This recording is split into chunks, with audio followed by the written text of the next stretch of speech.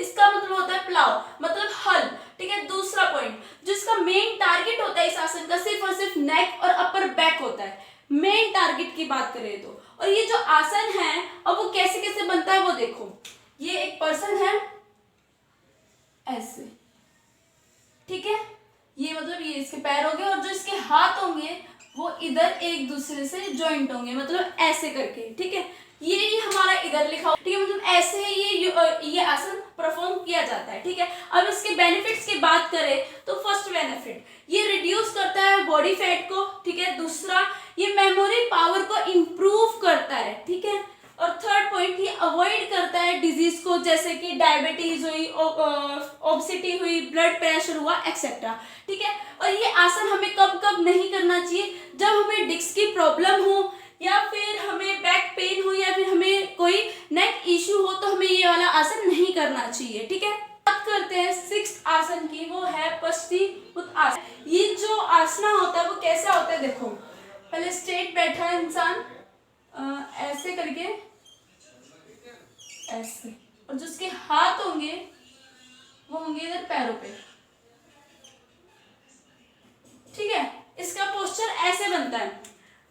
तो इसमें क्या होता है, सबसे पहले तो हमें स्ट्रेट बैठना होता है, उसके बाद हमें जो हमारा जो हेड है वो बेंड करना होता है, हमारे इन फिंगरों से हमारे टोइज को टच करना होता है, ठीक है।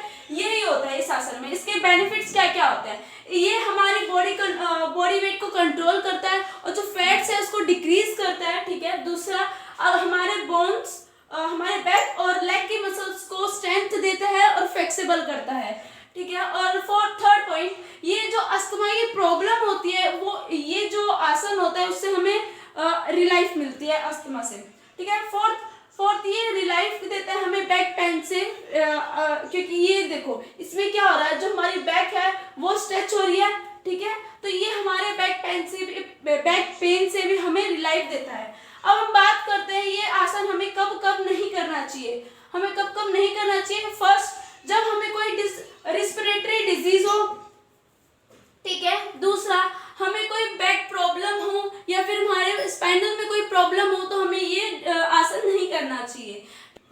थर्ड पॉइंट, अगर कोई इंसान इन लार्ज लीवर से सफरिंग कर रहा है तो उसको भी ये आसन नहीं करना चाहिए। अब हम बात करते हैं सेवंथ आसन की, जो है अर्धा मत्स्यासना आसना, ठीक है।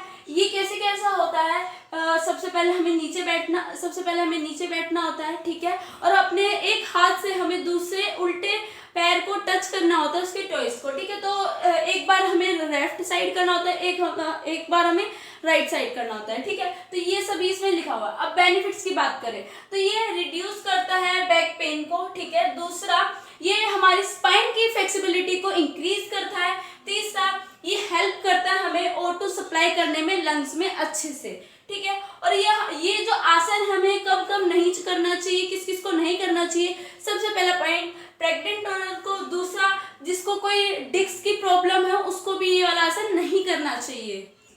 हमारा 8th आसन है धरुना आसन, ठीक है।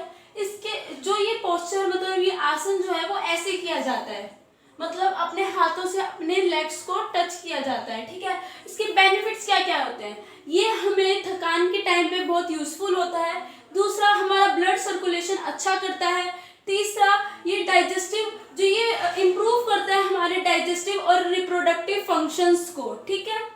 अब हम बात करते हैं कि ये कब कब नहीं करना चाहिए ये आसन। जब हमें हेडेक हो, हमें जब ये आसन नहीं करना चाहिए। जब हमें हाई ब्लड प्रेशर हो, हमें तब भी ये आसन नहीं करना चाहिए। और एक बार मैं आपको वापस से बना के दिखा देती हूँ आसन कैसे बनता है, ठीक है। अब देखो, तो ये जो पोस्चर है वो ऐसे बनता है, ऐसे, ठीक है। हमारा जो 9th आसन है वो है उष्ट्रासना, ठीक है। ये कैसे होता है, ये देखो, पहले इसमें क्या था, इसमें तो ऐसे लेट के था। इसमें क्या है, इसमें जैसे खड़े हुए, पीछे की तरफ बेंड हुए और ऐसे, ठीक है। हमारे घुटनों के बल बैठे हैं हम, ये ठीक है, ये हमारे घुटने हैं, घुटनों के बल बैठे हैं, ठीक है। और जो हैंड है हमारे, वो इसको ऐसे टच कर रहे हैं हमारे लेग्स को, ठीक है। तो ये आसन ऐसे होता है। इसके अब हम बेनिफिट्स की बात करें तो क्या क्या बेनिफिट्स हैं, ये जो स्ट्रेंथ देता है हमारे बैक और शोल्डर को, ठीक है। और सेकंड पॉइंट, ये हेल्प करता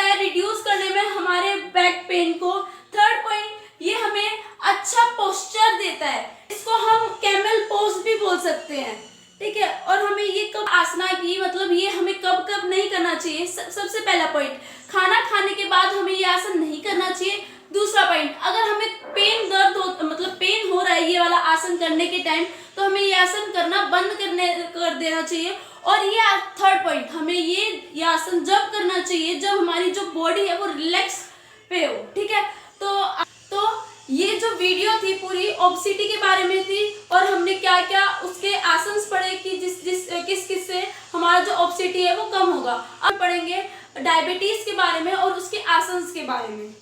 डायबिटीज मतलब ब्लड में शुगर लेवल इंक्रीज हो जाना, उसको बोलते हैं डायबिटीज, ठीक है। तो डायबिटीज को कंट्रोल करने के लिए कुछ आसन्स होते हैं। तो सबसे पहला आसन जो है वो है भुजंगासन, ठीक है। तो ये भुजंगासन कैसे किया जाता है, तो इसका पोस्चर जो है वो ऐसा होता है, ठीक है। इस पोजीशन में हम ये भुजंग आसन परफॉर्म करते हैं, ठीक है। अगर आपसे एग्जाम में डायग्राम के लिए पूछेंगे तो आपको ऐसा डायग्राम बनाना है, ठीक है। तो इसमें क्या होता है, सबसे पहले हम पेट के बल लेटते हैं, अपने सिर को ऊपर उठाते हैं और अपने हाथ को ऐसे रखते हैं, ठीक है। तो ये ऐसे परफॉर्म किया जाता है, और ये मतलब ये जो है वो बता रहा है कि क्या कैसे कैसे कब कब करना है, ठीक है। और अब हम बात करते हैं बेनिफिट्स के बारे में, हमें क्या क्या बेनिफिट्स मिलेंगे भुजंग आसन को करने से। तो सबसे पहला पॉइंट, हमें डायबिटीज में थोड़ा सा फर्क दिखेगा, ठीक है। दूसरा, यह इम्प्रूव करता है डाइजेस्टिव फंक्शंस को, ठीक है। तीसरा, ये इम्प्रूव करता है स्ट्रेंथ को और एबिलिटी को, ठीक है जी। और फोर्थ पॉइंट है, ये रिड्यूस करता है रेस्पिरेटरी की प्रॉब्लम्स वगैरह को, ठीक है। अब हम बात करते हैं कि ये जो भुजंग आसन है वो किस किस को नहीं करना चाहिए। सबसे पहला पॉइंट, प्रेग्नेंट औरत को ये आसन नहीं करना चाहिए, ठीक है। दूसरा, अगर किसी की बैक इंजरीज है, ठीक है, उसको भी ये आसन। सेकंड आसन के बारे में वो है शल्भ आसन, ठीक है। इसमें कैसा पोस्चर होता है, ऐसा पोस्चर होता है, मतलब पेट के बल इंसान लेट जाता है और जो पैर होते हैं उसको ऊपर हवा में रखता है, ठीक है, और हाथों से जमीन को टच करता है, ठीक है। ये होता है इसका पोस्चर। अब हम बात करें बेनिफिट्स के बारे में, तो ये क्या क्या करता है। ये सबसे पहला पॉइंट, ये इंक्रीज करता है ब्लड सर्कुलेशन को, ठीक है। दूसरा, ये वेट को रिड्यूस करने में हमारी हेल्प करता है। तीसरा, ये हमारे इंक्रीज करता है मेमोरी पावर को, ठीक है। और चौथा, ये यूजफुल होता है हमारे शोल्डर्स के लिए, ठीक है। और ये जो आसन है वो किस किस को नहीं करना चाहिए। सबसे पहला पॉइंट, प्रेग्नेंट औरत को ये आसन नहीं करना चाहिए, ठीक है। दूसरा, जिस पेशेंट को कार्डिक या फिर हाई प्रेशर की बीमारी है तो उसको भी ये वाला आसन नहीं करना चाहिए। और जो हमारे आसन पहले हो चुके हैं, मतलब ओबेसिटी में हो चुके हैं, वो आसन हम फिर से रिपीट नहीं कर रहे, क्योंकि रिपीट करने का कोई मतलब ही नहीं बनता, आप पहले ही उसको रिवाइज कर चुके हो, ठीक है। हम बात करते हैं थर्ड आसन की, सुप्त वज्र आसन, ठीक है। इसमें क्या होता है, सबसे पहले नॉर्मल पोजीशन ली हमने, ठीक है, ऐसे करके ऐसे वाली, ठीक है। पहला पॉइंट हमारा यही है। उसके बाद हमने फिर पीछे से बैक किया, मतलब अपने सिर को नीचे जमीन के नीचे टच करने की वो करी, ठीक है। मतलब हमने slowly bend your back towards the ground, हमने अपनी बैक को टूवर्ड्स द ग्राउंड बेंड किया, ठीक है। उसके बाद हमने क्या किया, हमारी पोजीशन इस तरीके की होगी, ठीक है। ये हमारा सिर जमीन पे टच हो गया, और हमारे पैर हमारे नीचे, मतलब कमर के नीचे आ चुके हैं। तो अब हमें क्या करना है, हमारे हाथों से हमें इस पैरों को, हम अपने पैरों को टच करना है, ठीक है। तो यही होता है हमारा पोस्चर। तो इसके क्या क्या बेनिफिट्स होते हैं। सबसे पहला बेनिफिट है, ये हमारी डाइजेशन को इम्प्रूव करता है। दूसरा, ये हमारे पोस्चर, बॉडी के पोस्चर को अच्छा बनाता है, करेक्ट बनाता है। थर्ड, ये रिलैक्स कराता है हमारे माइंड को। फोर्थ, ये स्ट्रेंथ देता है हमारी बॉडी को, ठीक है, मतलब स्ट्रेंथ नहीं, स्ट्रेच करता है हमारी बॉडी को। और हमें ये कब कब नहीं करना चाहिए आसन, जब हमारे इंजरी हो कोई नीज या फिर बैक में, ठीक है, या फिर हमें कोई डिस्क की प्रॉब्लम हो, जब हमें ये आसन परफॉर्म नहीं करना चाहिए।